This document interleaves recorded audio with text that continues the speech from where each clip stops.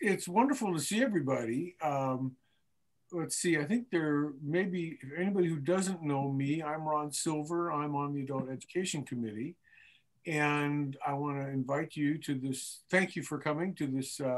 What may be our final discussion of the prophets.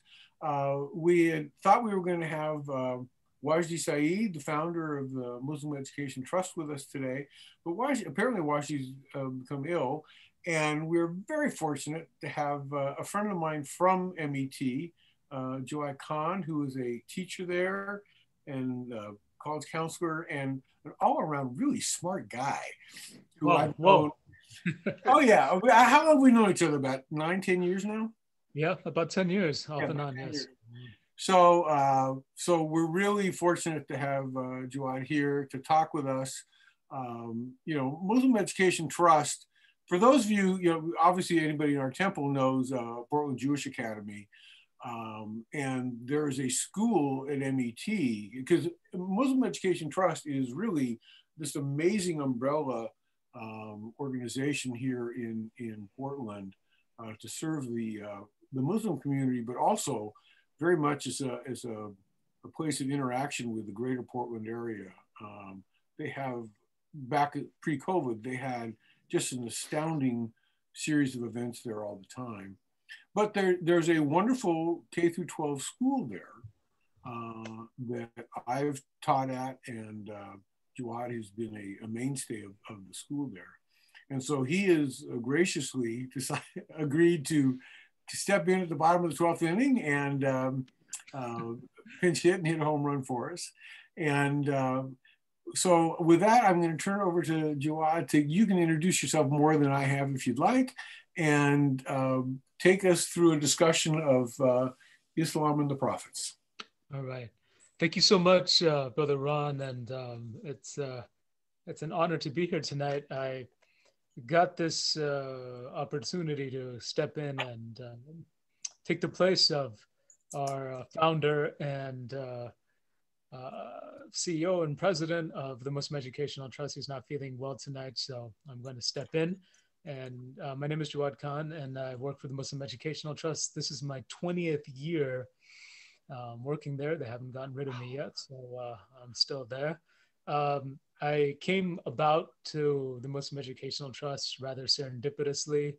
I graduated from college here, from high school and college here in Portland, and I went to go work in the high-tech field for about 1 week at Intel. And I did not get fired, but it was 2000 and people were handing out jobs like they were candy. So I went to go work for a startup, and then eventually started my own startup with one of my friends who's from Malaysia. And 9/11 happened and he went back to Malaysia. He was the brains of the operation. So we kind of sold the company, and I received an email from Wajdi saying, do you want to teach? We're looking for teachers. And I had already planned to go to business school in California, but I put that in for deferred for 1 year, and then really loved teaching, deferred for 2 years. You can only defer for 1 year now there. And I've been here ever since. And so I work at the Muslim Educational Trust. I've worked there as a teacher. I've worked there as a counselor. I've worked in administration. I'm working in programming this year to bring about new programming available, since our pre-K to 12th program, which by the way is the only fully accredited Islamic school in the Pacific Northwest, we're online now, virtual, so we need new type of programming. So I've been working in that. But it's an honor to be here tonight and to present to you and discuss about this topic. So, before I get into the idea about the Muslim prophets, Islamic prophets, I want to first talk a little bit in general about the idea of prophethood in Islam. And if we go to the root of it to try to understand this, we first have to really understand that the idea of prophethood in Islam it's really the main premise behind it is the justice of God. And so what I mean by that is that God in the Islamic theology is completely just in everything that he does. And so the idea of prophethood is that mankind has choice. So in Islam, there's a division between things that have no choice and things that do have choice. And the only things that do have choice are humans. And in Islamic theology, humankind is both at the top, at the very top of creation, and then brings him or herself down to the lowest of creation through his or her acts and deeds. So the very idea of prophethood in Islam is centered around this idea of the infinite and pure and perfect justice of God. And so people then would need guidance from prophets in order for them to live by the law that God had prescribed. And that is the nature of prophethood in Islam. And I'm going to talk a little bit more about that in a second. But for a group of people, or any people, in the Islamic sense of it, in order for them to live a life, a godly life, they would need guidance. And that guidance comes from prophets and messengers. And I'm going to delineate between the Islamic concept of prophets and messengers here in a second. So the idea is that the first person who was created, in Adam, was also the first prophet. Now, a little bit more about this is that in the Quran, in the second chapter called Baqarah in Arabic, God says, "Get you down from here, all of you, and guidance shall come to you from me. Then whoever will follow my guidance need have no fear, nor shall they grieve." Now, I want to start off with this because the reiteration of this statement is highly significant in the Islamic theological universe.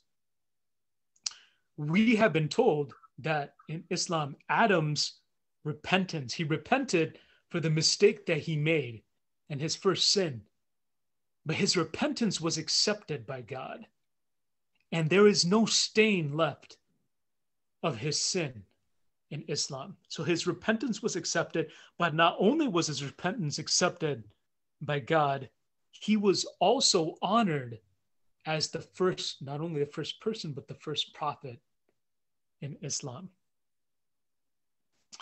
So earth, in the Islamic theology, is not a place of punishment for mankind, but rather it's a place where man has been put as a vicegerent on earth. And then he, and the he meaning mankind, he or she, are the people that will then establish God's law on earth. And then through that following of that law is then how mankind is eventually judged.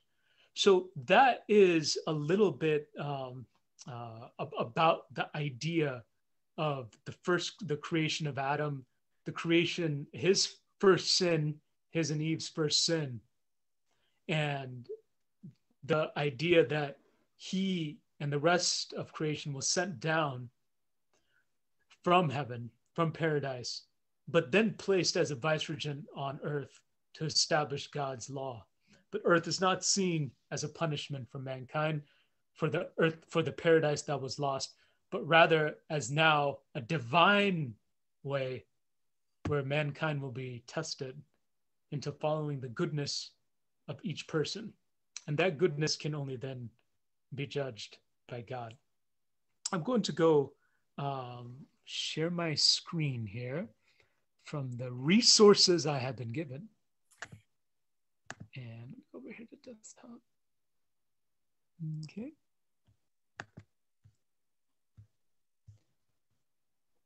Okay. I think you guys can see my screen. Yes. All right. There we go. Okay. So this is an often used precis that's used for a very beginning intro into the prophets in Islam.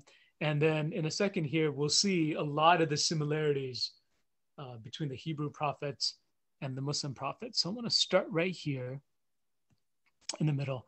So Allah in the Quran says, and every ummah is a community. And that community can be defined in many different ways. A community can be small, a community can be large, but it is a community. Now, in Islam, we believe as Muslims that every community has been sent a message, has been sent a prophet, and that prophet then is charged with delivering the message. And another concept that I want to elucidate here as far as Islamic theology is concerned is that in Islam, a prophet is infallible only in delivering the message that the prophet is charged with. So the prophet he is infallible in the way that he delivers the message. Now, outside of that bounds and the confinements of delivering that message, then the prophet can be fallible. And in fact, I'll give a small little story here before I move on with the rest of this little presentation here, is that there is a famous story about the prophet of Islam, Muhammad, peace and blessings be upon him. So he was walking by these date farmers. Now, in Islam, when the place that the prophet was born in Mecca is a trading city. It is not lush and green like the city he eventually went to. So Mecca is a business center. And in fact, the Quraysh, who were the ruling tribe of Mecca, made their money from various tribes in the Arabian Peninsula coming to Mecca to visit the idols in Mecca. And that's how they made their money. And what happened was that when the prophet came with the message, he provided or posed a threat to this way of life. Now, this threat would be economic, it would be socioeconomic, but it would also be a threat to the system of a hierarchy in society based on lineage and, the way gender were treated as well. Now, what's very interesting is that this is obviously common throughout the record of Islamic prophets, and we can see a lot of similarities with that with the Hebrew scriptures as well when the prophets came. And there's a modern day term for this. It's called the Semmelweis reflex, and I'm sure some of you have heard of it. But there was a man named Ignaz Semmelweis, and he was, I believe, Hungarian. And he worked in medicine, and he noted very carefully that, and this is before people had ideas of germs and how they were passed or whatever, that when doctors washed their hands before they went to go deliver birth or went into surgery, that in cases of infection were lower. Now, obviously, the doctors didn't like this, very much. They said, well, my hands are clean. Who are you? He was ostracized and he was kicked out of the community. And then, of course, eventually people found out that this man had come with the truth. And so this is a common occurrence with what happens in Islam with the prophets when they bring a message. Anyway, to go back to the story, the prophet, he was walking by. He had, when the Muslims made their migration to Medina, they were in Mecca for the first 13 years. And so the prophet was in Mecca, his birthplace, and his father's and his grandfather's and his great-grandfather's birthplace. he was in Mecca for 13 years, starting at the age of 40, and he delivered his message for 13 years. And there were about 180 to 200 people who had accepted Islam only in 13 years. When the Muslims were driven out and they went to Medina, Medina was very different from Mecca. Mecca was this trading place with a business center, more commercial. Medina is very different. It was a date orchard, basically an oasis in the middle of the desert. And so the prophet, he was seen walking by, and he sees date farmers. And this is towards the end of his life. And he sees these date farmers, and he sees that they're cross-pollinating the dates. And, he says, well, I don't think you should do that. You should keep them the way that they are. And so, these farmers, this is the prophet telling them, he says, oh, okay, well, listen to that. And they stop doing that. And the story goes that the prophet, he walks by again through this same place, and he sees that the dates aren't as thick and plump as they used to be. And he says, what happened? They used to be like this. And they said, well, we stopped cross-pollinating. He said, why'd you do that? And they said, well, you said not to do that anymore. But he said, well, I don't know about that. That's farming. He delivers the message. He's infallible. But for this, he's a human being. And I'll refer a little bit back to that as well. So Islamically, theologically, the prophets are infallible in delivering the message. But as far as outside of that, they can make mistakes and err like any human being. Okay. And then Allah also says, and there is a guide for every people. And that guide can be in the form of messengers or prophets. And I'll talk a little bit about, hold on, I'm gonna go over here. Okay. All prophets were sent to their own people and for their own time. And Islamically, we believe that Prophet Muhammad was sent to all of humanity, regardless of time and place. And in Islam, believing in all the prophets is one of the 7 articles of faith. And then a Muslim must believe in all the previous prophets and the original previous scriptures that were sent. I'm going to go over here. Okay. Now, there is a small delineation here, and that is that the first type is a Nabi. And a Nabi is a prophet. And they were people who came to deliver a message from God, because what was happening at the time were that people were not living by the moral code and the ethics and values and ethos of humanity that God had set forth. And because that they had not, then God had sent this Nabi, who is a prophet. But the prophet, in the overarching term prophet in Islam, this person does not have a holy scripture with him, but rather he has a message. Now that message is divinely inspired from God. And then when he delivers that message, that is from God. And that goes to the point of the message, the purpose of the prophets. Now the second type is a Rasul. Now Rasul is a messenger who are higher in rank because they also come with a holy book or a scripture. And then I will delineate a little bit further here in a second. So this is the lexicon that's used to demarcate between this prophet and a messenger. Now, all Rasul are Nabi, but not all Nabi are Rasul. So all squares are rectangles, but not all rectangles are squares. Yes. All right, let me go up here. There is, and I'll show a little bit more about this, about 25 of the major prophets. In Islam, we believe there have been 124,000 prophets. And these are some of the main ones here. I'll come back and show that in a different PowerPoint over here. And a prophet is someone who has been chosen and favored by Allah to convey his message to the people on earth. And in doing so, they believe in the worship of the oneness of God.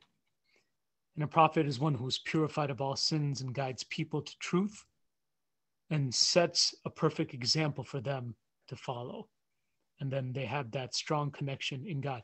Now, Islamically speaking, we believe that before anything had been created, God had already, in his infinite wisdom, chosen these people, that these people would exist at these times and that it would come to this time.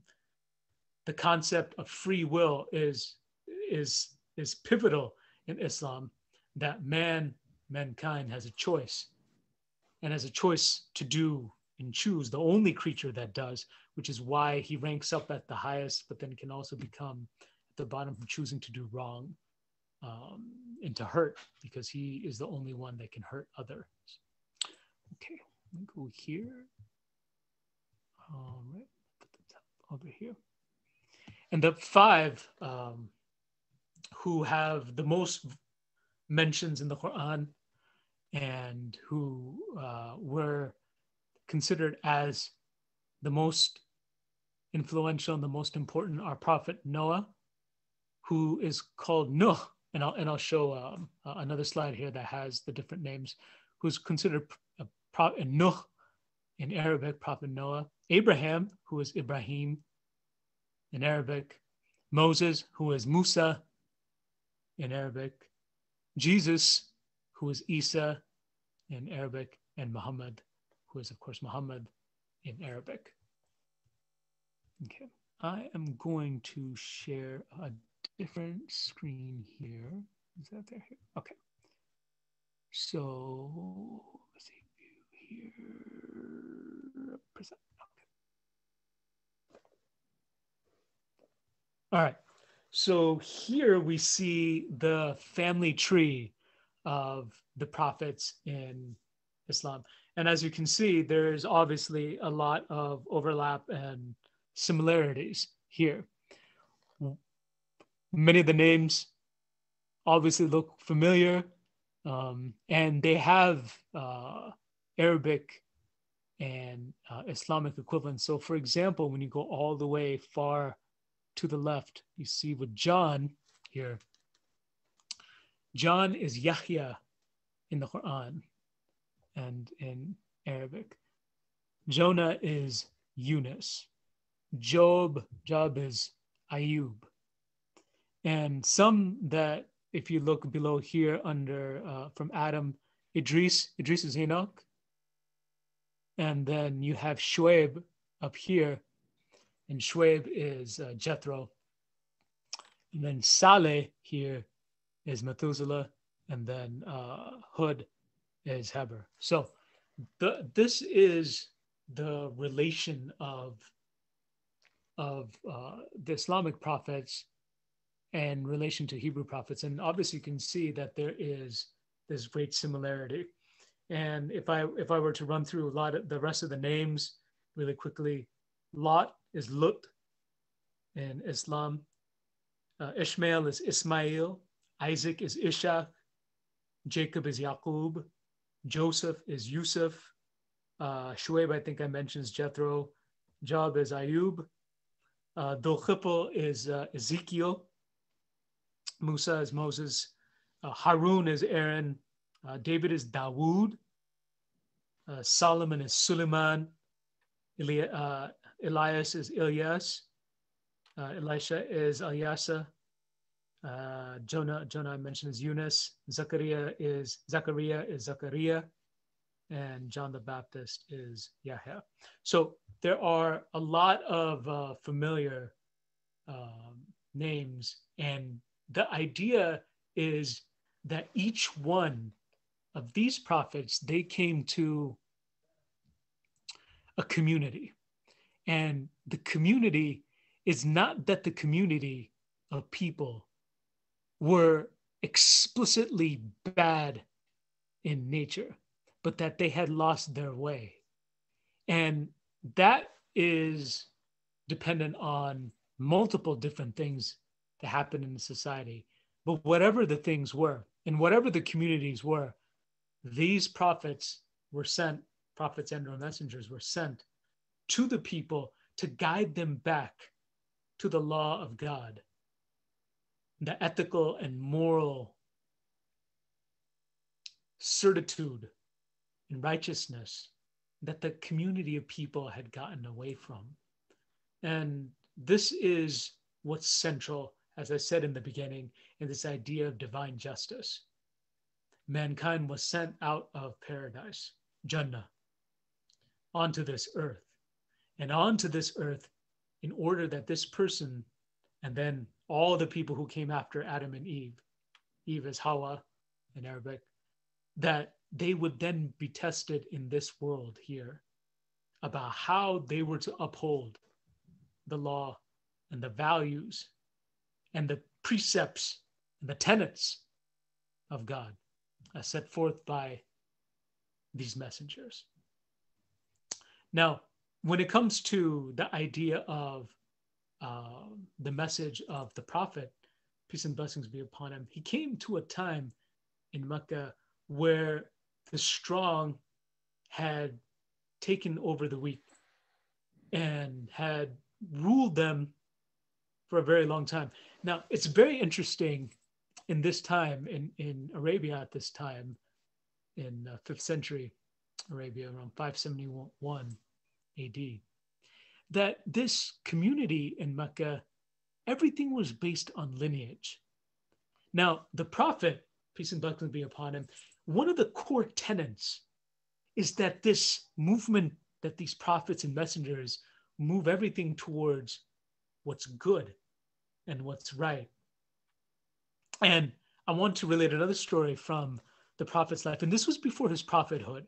So in Islam, Islam believes that the prophet received the message, the divine message, when he was 40 years old. He had been meditating in a cave up on top of a mountain. He had known to seclude himself from society, and meditate. And at this point of meditation, he received this divine message. And at that time, he did not know exactly what to do with it. And the first person that he went and talked to was his wife, Khadija. And his wife, Khadija, comforted him and said, "You are chosen. You are chosen because of what you were before any of this happened. Everyone knew you." So in that society at that time, he was known as El Amin, the truthful, before he received the message, and when he was in seclusion. But what happened was that in this society, everything was based on lineage. And there was really no overarching sense of right and wrong. A sense of right and wrong had developed based only on might makes right. And in fact, before the prophet received the message, there was something called the Pact of Goodness, Hilful Fudl. And in this Pact of Goodness, the tribes, they gathered together. And what was happening was that, now imagine, these are difficult time and space to live in, right? And resources were scarce. And when resources are scarce, sometimes that brings out the worst in humanity. And, I guess some of this we saw at the beginning of this COVID crisis when we saw people stocking up on necessities and the things that they would do. But this is a place that's difficult to live in. And there was a custom of raiding each other before Islam. And this custom of raiding was thought to be acceptable, that you had to defend yourself, and you made these alliances with tribes with you. Now, the prophet, he actually took part in this thing called the Pact of Goodness. And these tribes, they came together and they said, okay, listen, we've been doing this for how long?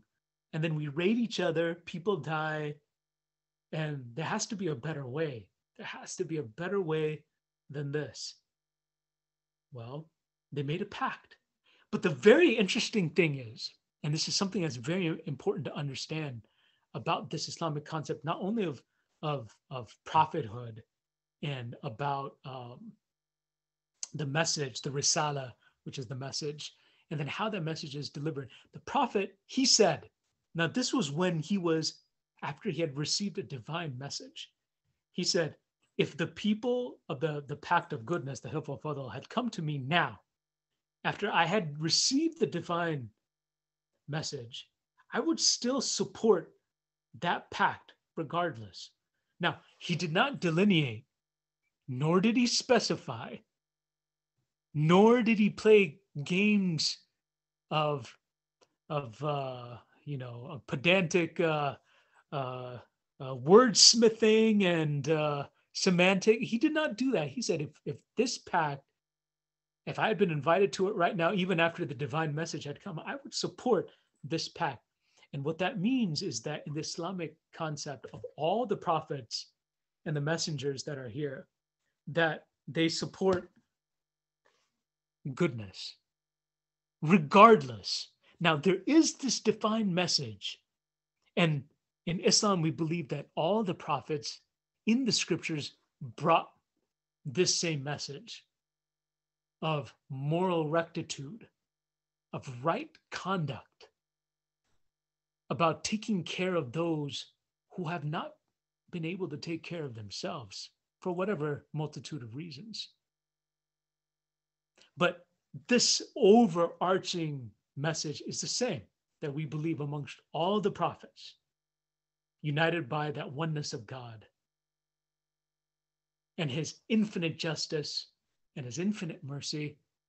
That message was spread through these prophets and messengers.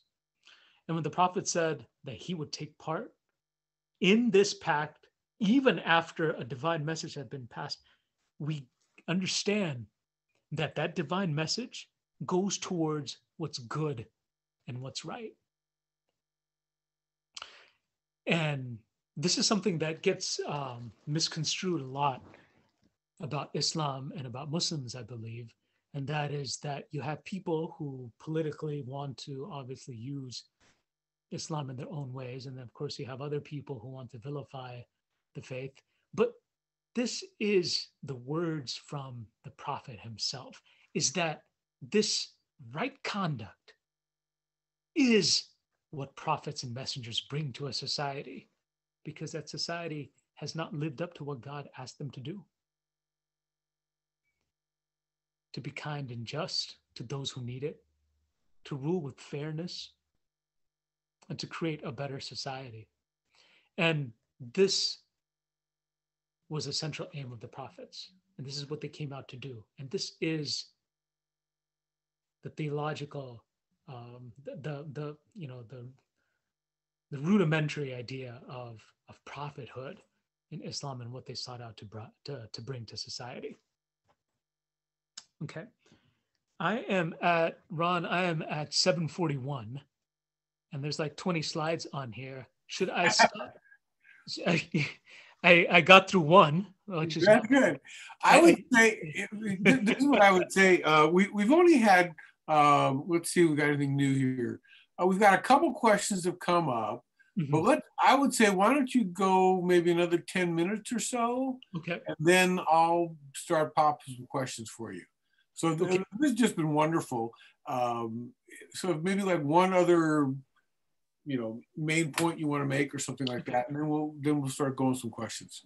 I will definitely do that, Ron. And if I jump through multiple rabbit holes, and sometimes I go through like 4 or 5, and I can't find my way back up, just pull me out, give me a lifeline. And we refer to those as Talmudic digressions, so that's fine. I like this. I was just reading actually something, when I was coming home, and there was like 7 different digressions on this one verse of the first one that I was reading about, and this really branched out. So thank you for that. I will, let me see here. Okay.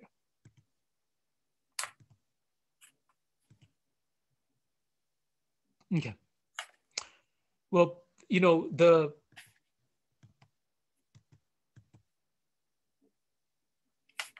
one of the things that's common between all of the messengers is the patience with dealing with people, because the people aren't meant, the prophet or the messenger isn't meant to be the one that elicits and sends out and metes out the punishment.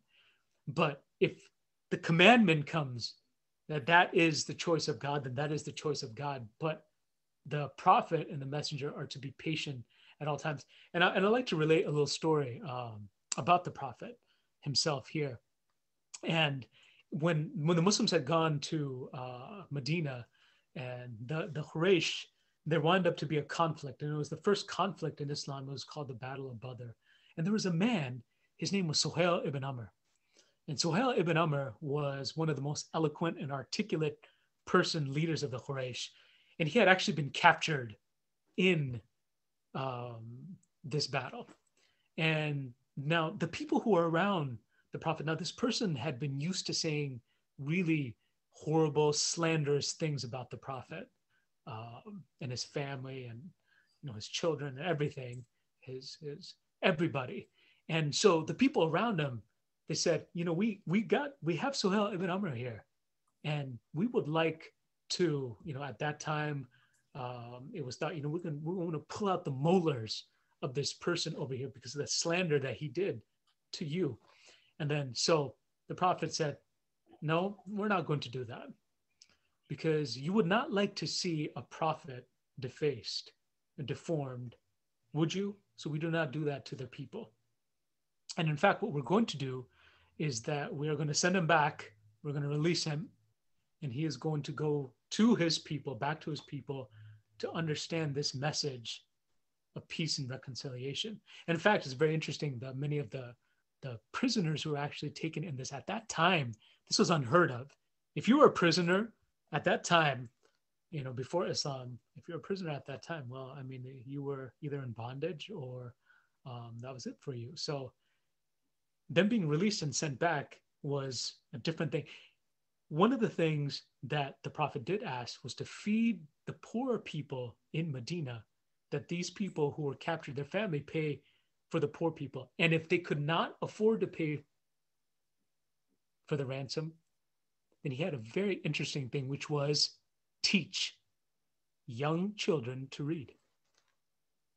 Because at that time, many of the people were unlettered, as the prophet himself was unlettered. He could not read nor write. He said, teach them. And that's the price for your emancipation. You can go free. And actually, they did that. It's actually a very interesting concept in Islam itself, is that when a child is born in Islam, there's a communal feast that's given. And the communal feast is used to feed people who cannot feed themselves or are food insecure. And in fact, in Islam as well, is that if someone makes an oath and makes a promise and breaks this promise, then in the Quran, he or she is commanded to do one of three things. One, if I make a promise, like I make a promise to my brother Ron, and I break that promise, I have to then go feed 10 people. And the feed the 10 people is not away from them. I have to go and get the food, and I have to make sure that I feed, because I involve myself in seeing my community. If I can't feed 10 people, then I have to clothe 10 people. And if I can't clothe 10 people, then I fast for 3 days. I break the fast at sunset. But in my fasting, the food that I don't eat gets sent to people who can't afford to eat. Now, patience with the people, Suhail ibn Amr, I'm going to finish his story, is that eventually when the Muslims, they went back to Mecca. Before that, there was a treaty that was going to happen. The Muslims came from Medina, they went to Mecca, they wanted to make the pilgrimage. Now, the Quraysh, they didn't want this pilgrimage to be made because the Muslims had been driven out. Now they're coming back to make the pilgrimage inside Mecca. And so they meet them outside and they say, no, you can't come in. And so, the Muslims who had come with the Prophet, there were about 1,500 of them. They had come in ihram. Ihram, when you see the Muslims making pilgrimage, where they wear the white cloth, the 2 pieces of white cloth, they're in a state of ihram, meaning there cannot be any violence in a state of ihram. And, the Muslims met them and said, we come in peace. We just want to make pilgrimage. And so the people of Mecca said, no, you can't make pilgrimage here. And so they signed a treaty and they said, we're going to sign a treaty here. You can come back next year and do it. But in the meantime, you can't do it this year. And they wanted to set out the treaty. Now, the prophet, he was unlettered. He could not read nor write. So he had a person who was his cousin, Ali, who would become the fourth Khalifa of Islam. And he said, I'm going to start this treaty and I want to say, Bismillah ar-Rahman ar-Rahim, in the name of Allah, most gracious, most merciful. And so Suhail ibn Amr, who's leading the Quraysh, he says, nah, we don't recognize this Rahman ar-Rahim. Those aren't ours. And so the Prophet said, okay, I'll strike that. Meanwhile, the people who had come with the Prophet, they're getting angry and saying, this person is disrespecting you in front of you, everyone. And we have this idea, these misconceptions of Muslims as oftentimes nihilistic and bent towards irrational violence. But the exemplar, the apogee, the apotheosis of Islam, the Prophet Muhammad, he was far from this. And in fact, so the next part comes in and he says, okay, I'm going to sign this treaty in the name of Muhammad, the messenger of God, Muhammad Rasulullah. And so Suhail ibn Amr says, you know what, if we thought you were the messenger of God, we wouldn't be fighting you. So I don't want that either. So now the companions who had come with the Prophet, they're like, you are the Prophet. You are the messenger. They can't say this to you. And they're ready. And he says, okay, you don't want messenger of God. Okay, strike that. So he tells Ali here, okay, erase it. And then, Ali, he can't do it. He was one of the first to accept Islam. So, I can't cross out messenger of God. And the Prophet said, show me where it is. I'll cross out myself. This treaty, they would come back in 1 year to make the pilgrimage. But what also happened is that they signed a 10-year treaty of nonviolence. The Muslims who were in Mecca, they had been getting tortured. This treaty will allow them to worship in peace. So to the Prophet, this idea of being, treated this way or sent a treaty that was a little bit one-sided, to him, peace was more important. And in fact, there's a verse that's sent down because in Islam, the verses are sent down incrementally over 23 years. And then God says to the Prophet, indeed, we have granted you a manifest victory. The companions of the Prophet, they didn't know this because all they saw was that they're being sent back. They can't make the pilgrimage. There were some other parts in the treaty that were one-sided. They didn't understand, but the Prophet, he understood patience. When Suhail ibn Amr had been captured way back when, the Prophet, he went to Umar, and Umar was the second Khalifa, Caliph of Islam. And he said, one day, Suhail is going to do something that will please you. That's why we're not going to do anything to him. He's going to please you one day.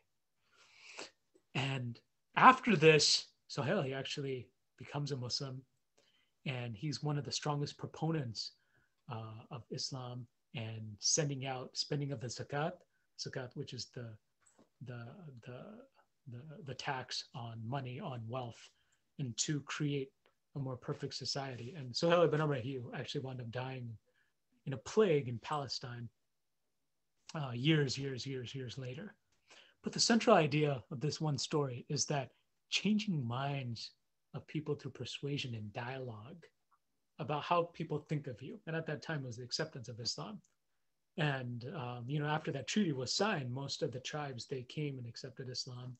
And there was created, by the time of the Prophet's death, a huge surplus in the Bayt al-Mal, which is the house of money, which is the treasury, basically.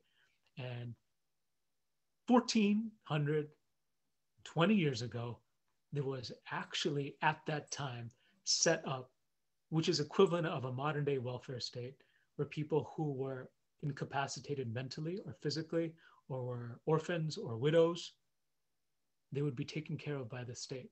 Their food and their housing, their clothing would be taken care of. This was a central ethos of Islam. This was the message that was brought. And it was disseminated through patience, through actions, and through gentle conduct with people, and not of a violent and abrupt nature. And this was the spreading of Islam at that time. I think I spent 10 minutes there. Dude, that was great. That was great.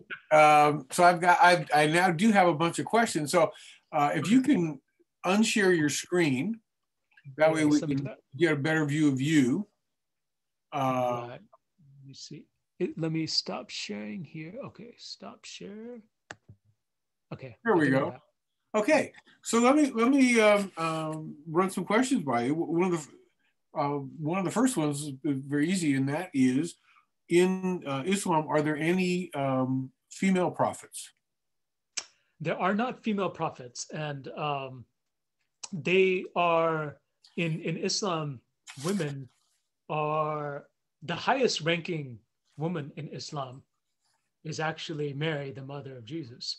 The concept was that the people would receive abuse, and there would be many physical trials, and it was thought that men would be best able to take those physical trials and to deal with them. And so there is no equivalent in Islam of female prophets, but they are working beside prophets themselves. So for example, Abraham's wife and the prophet's wife. This is that concept of there are no actual female prophets, but they do the works and support the work of prophets themselves in their own way. And another question was, have there been prophets since Muhammad? Are there prophets among us now? And if there are, how do we know that?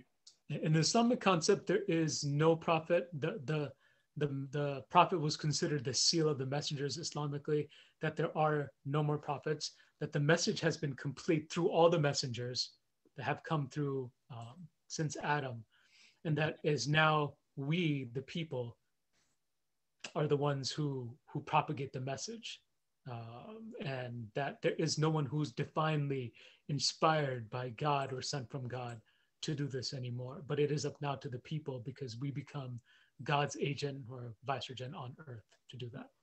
Yeah, that was one of the interesting things when we were discussing last week with the LDS Church about how prophets are a continuing part of their view. We had a hierarchy question, or sort of and that is, within religious leaders, is there a hierarchy within the religious leaders, and how does one become an imam? That's a good question. Now they let me in, man, but so in Islam, the idea of an imam, or and I'm not an imam. I'm considered an ustad, which is a teacher, and sometimes a khatib, who preaches and gives a sermon. But an imam goes through basically what's a seminary, an Islamic seminary, to become one. But I want to talk about this hierarchy. In the Islamic concept, there is nobody who is closer to God than anybody else. Right. So for example, in prayer, an imam can be anybody. It can be someone who is a teen who has memorized the Quran. He can lead the prayer. There is no sense that anyone is closer to God at all. And there's nobody who can absolve anybody of any sins, or anyone who is closer to God, who can listen to your problems. And then an imam can pray for you, obviously, but that prayer is equal to your prayer, to my prayer, to anybody else's prayer. There's no hierarchy of prayers or anyone closer to God. The imam is someone who actually takes mostly a social role. The first masjid or mosque of the Prophet was basically a community center. So people came with all types of problems. In fact, the word sofa in English comes from the Arabic word sufa, which basically means bench. Now, outside the Prophet's mosque, there were these people called the people of the bench, Ahl Sofa, people of the bench, people of the sofa. And these were people who had come from Mecca and they had lost everything. And like I was mentioning, Mecca is a commercial center and they had, lost everything. They didn't have anything. And obviously they didn't have any land to farm the dates. So they had to be taken care of by people until they got up on their feet. So the masjid served as this social community center. And that's really at MET what we want to try to do. One of our services is the masjid, where we have 5 daily prayers, but it's also a community center where people come to us with a lot of problems. We do marriage counseling. We help people write their last will and testaments. We help with family counseling. We do a whole bunch of other things. And this is what that original Prophet's masjid was like. So the imam, he has a role in that, in which he's helping people with that, get through some of those things, help them, guide them like that. And then he will lead the prayers. But he has no closer connection to God than any of the adherents there. And we only God knows who is closest to him.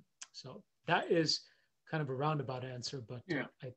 It was fascinating when I saw the question come up, because, for those of you who don't know, I spent 33 years as an assistant U.S. attorney doing a lot of work for the Federal Bureau of Prisons. And of course, the prisons all have a chaplain corps. And one of the real ongoing issues for the Bureau was to find a way to credential imams to sort of fit them into the credentialing requirements of the system.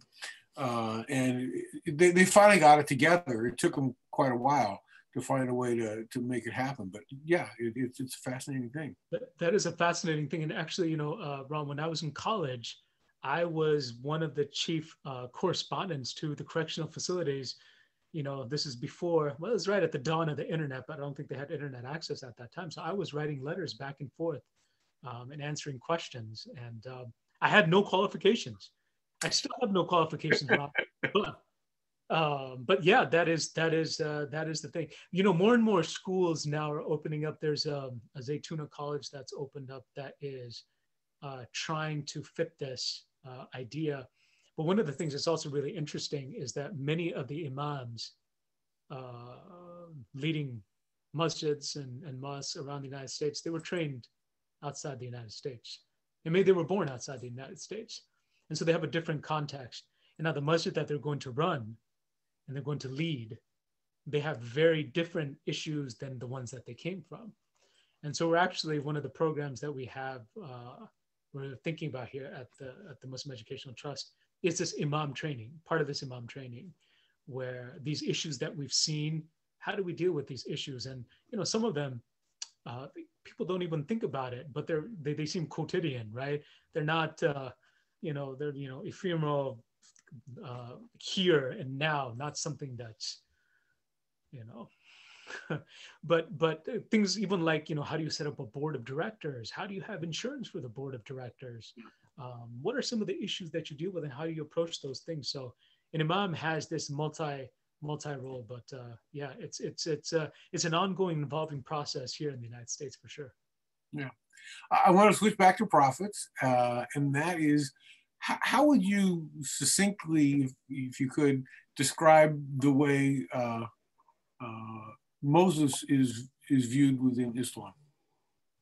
Moses is actually viewed as one of the strongest, and he is known for strength in Islam. And in fact, the story of Pharaoh and Moses and the children of Israel is very similar in the Quran as it is in the Hebrew scriptures. I do want to relate something that's very interesting about the prophet Moses, Musa, in Islam. He is central to why there are 5 prayers in Islam. So in Islamic theology, when the prophet, he was raised up into the heavens, and then he went to up into the heavens and received the divine orders of the prayers from God. He went through the heavens, and in the heavens, he met Prophet Moses. So the prophet was given 50 prayers per day. So he meets Moses, and Moses says, people aren't going to pray 50 times. Go back. It's not going to happen. So then he went back, was cut down 25 and 20 and 10. And then finally it's to 5, what we have now, the dawn prayer, the midday prayer, the afternoon prayer, the sunset prayer, and the night prayer.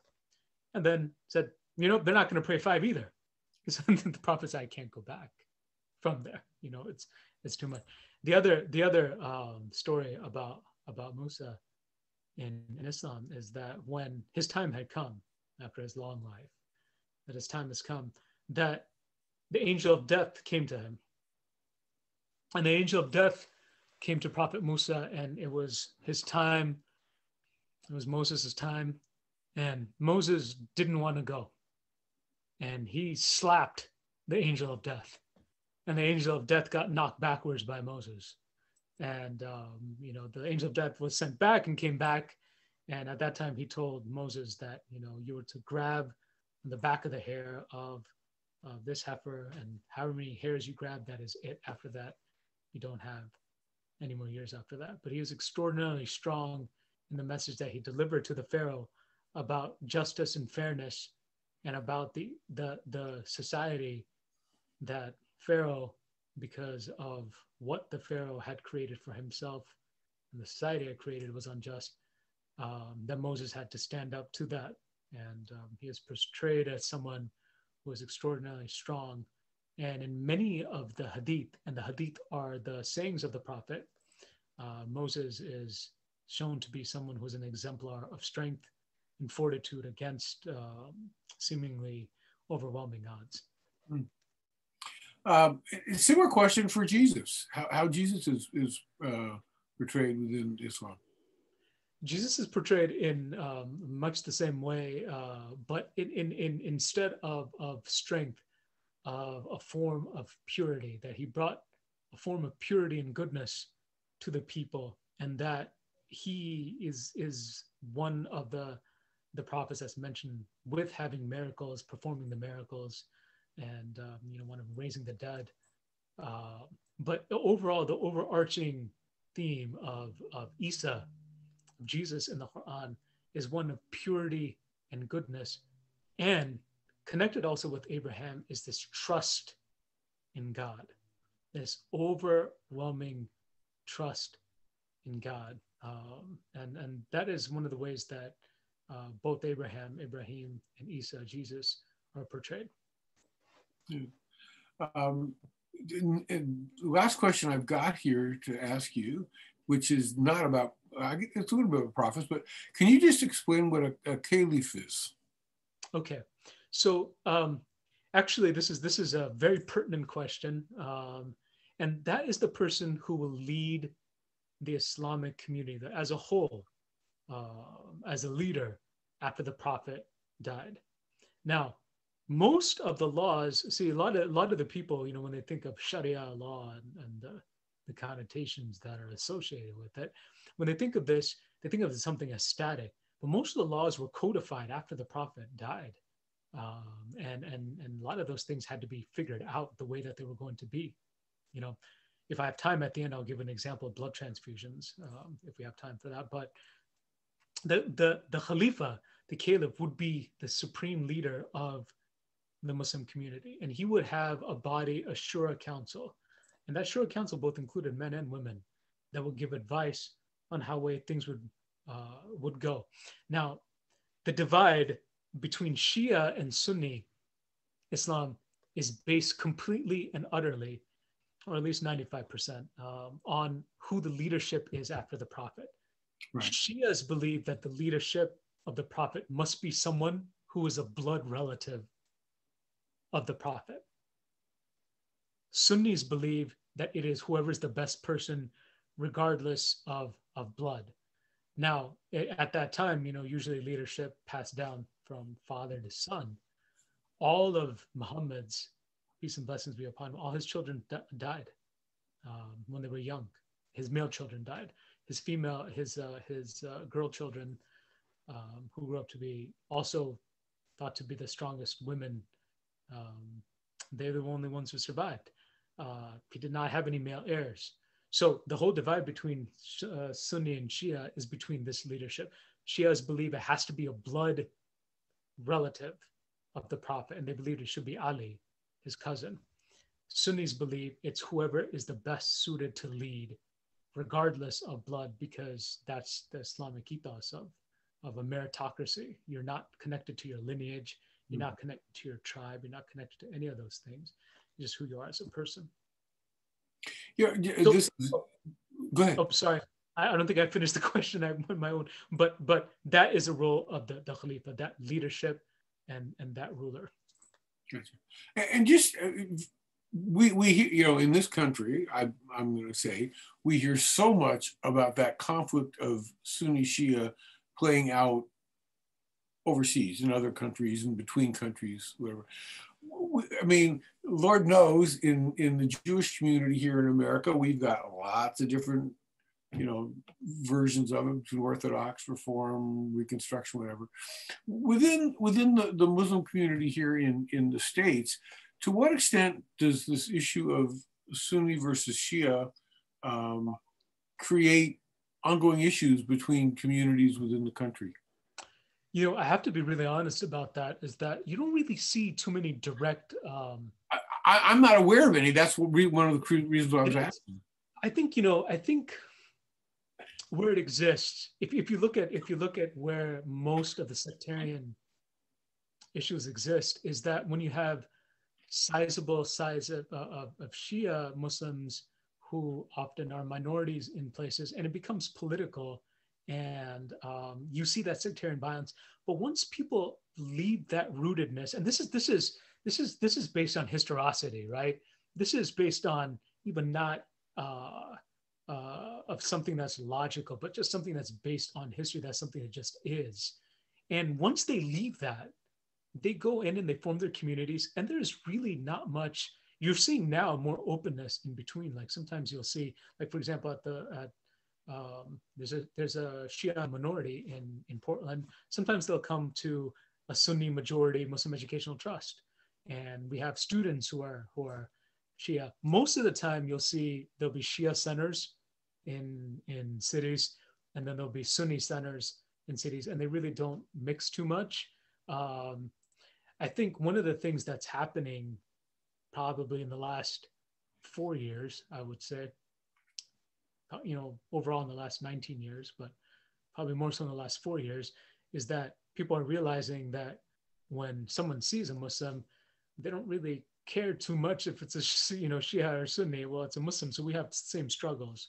So you're seeing some more cross-organizational work there. But for the most time, you don't see any direct conflict here. I think those are rooted in the historical areas where those issues occur. You wanted to say about blood transfusions. Oh, yeah. I wanted to mention this about Sharia law, because when blood transfusions first came about, there was a conference. So there's every year, I'm sure people have heard the word fatwa, and obviously it's in a negative context, as a connotation stuff, but fatwa just means ruling. It can be a decision, and that's basically it. So you have every year a council. There's multiple councils that decide on certain things that cannot be decided, that aren't explicitly said in the Quran, were not explicitly mentioned by the Prophet, cannot be made by analogy from what was said in the Quran or by the Prophet. So the scholars who are trained in this, they come up with rulings. So when blood transfusions first came about, the initial ruling was no, you can't have blood transfusions. Can't do that. It was, thought to be multiple things of the sacred blood. And then what happened was that people saw that blood transfusions were saving lives. And the Quranic injunction says that if you save one person's life, it's if you save all of mankind's. If you take unlawfully the life of one person, it's as if you slayed all of mankind. So the higher priority is of saving lives. And so when blood transfusions were shown to save lives, ulama gathered again and they reversed the fatwa, and they said, no, blood transfusions are actually permissible. And not only that, they're an act of charity. So every year, we have the blood mobile here at the... I was going to say, yeah, I've given, so... actually, I'm given mostly at Bilal's. Right. Yeah, no, it's. So I just want to say thank you so much for some. You did come in the 12th inning and hit a home run for us, Brother Joel. Well, thank you so much. Rabbi, do you, I want to turn it over to you for a second. If you want to have some closing comments. Well, you know, I think I honestly appreciate and value, and you know, I've spoken with you many times, Brother Ron and Rabbi Hannah, and you've always been so gracious to us here at Muslim Education Trust. And you know, these COVID challenges, I think I'm hoping, you know, what I remember when I was in school here. I went to school here in Lake Oswego, and you know, the teacher had this question in our AP Lit class, and I asked about, you know, if aliens came down to Earth, and they said, you know, we're going to take all of you out over here, would humans unite, come together, or would they still have their, you know, petty bickering and have their issues? And COVID, you know, has shown us a little bit of that I hope that these issues that run deeper than everybody, and that we see each other as human beings, that we can work together, bring each other together, and these differences that we have, you know, they don't affect our day-to-day lives. What I happen to believe happens to my soul, you know, after I die, that doesn't really affect the way that I go about my day-to-day business. And then, you know, what I want for my family, what I want for my community here, my Muslim community, my neighborhood, of course, Oregon, United States, the world. And I think we're all like that, more or less. And I'm hoping that in these days when things have been tough and we've seen, you know, all the different things that are out there and challenges, they were always there. They were just exacerbated by COVID. And we've seen that I hope that we can come together like this, and you know, you guys inviting us in here to speak, we inviting you, and having these dialogues, I think is a little step towards that. And you know, I think I hope a better society that we can create. Thank you. So thank you so much. It's a beautiful message that we really hold on to. I think our history here and our experiences here in Portland, relationship between MET and the PJA and the close relationships with Congregation Beth Israel and others, is really an example that I hope we can find. As Sally's pointing out, there's some beautiful similarities. We noticed some similarities in the language that you used. The very word for prophet, as I pointed out, is the same in Hebrew as in Arabic. The story that you tell about the responsibility to save a life is directly out of rabbinic text. You know, the desire to be a good person and to make peace in the world is the core of it. And at the same time, it's wonderful to learn about our differences. Absolutely. So thank you for that opportunity, because that only makes it all the much richer. Beautiful. It's with great gratitude and say salam alaikum, and we look forward to seeing you again soon. Absolutely, beautiful words as always, Rabbi. And you know, the feeling is mutual here, and it's my honor to come in and step in. Thank you. Yeah, and as I said in the email, once you all, you know, I said this to Sahar, you know, if you ever need me to come in and do something for class, I'm always available. Yeah, so, you know, especially now that we have the means of delivering it and the way that we're doing it now, you know, we'll definitely have to talk more about that in the future, Ron. Okay. As am I, always happy to have a chance to speak to students or adults or anything like that. And thank you to everybody who came and joined us tonight. I appreciate it. Wonderful seeing everybody. And with that, and Tracy, thank you so much for keeping us on the straight and narrow. And with that, please tell Brother Wisely we send him our best, and we hope he starts feeling better. Absolutely, I will do that. And everybody, take care. Assalamu alaikum, peace, shalom, and thank you for having me. You're welcome. Shalom. Thank you.